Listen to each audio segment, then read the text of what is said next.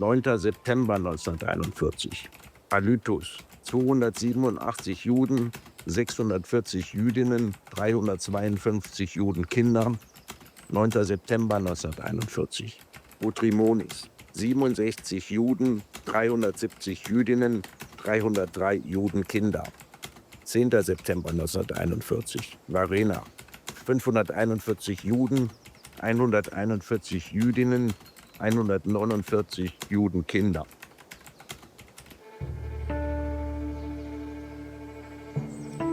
Esame senojoje Varėnoje, toje vietoje, kur stovėjo viena iš 3 Varėnos sinagogų 41 metų 1 rugsėjo savaitę. Būtent tuo metu iš Alytaus saugumiečių atėjo įsakymas Varėnos policijos viršininkui Juozui Kvaraciejui surinkti visus žydus ir juos suvaryti į sinagogą. Visą suėmimo operaciją vykdė ne kažkokie atvykėliai, bet Varėnos policininkai, Varėnos šauliai. Yra liudijimų, kad žydai buvo kalinami kelias dienas. Yra taip pat liudijimas, kad žydės moterys buvo prievartaujamos.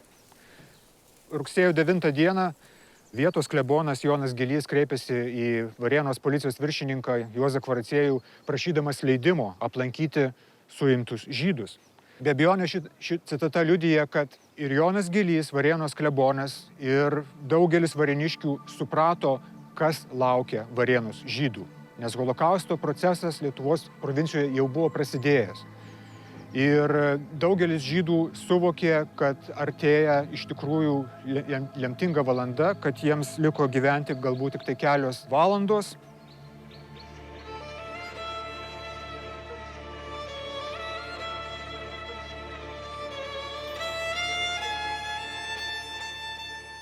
Ir Jonas Gilys, Varėnos klebonas, tai buvo praktiškai vienintelis žmogus, lietuvių bendruomenės narys, kuris bandė užstoti žydus, jis nepakluso ir policijos viršininkui.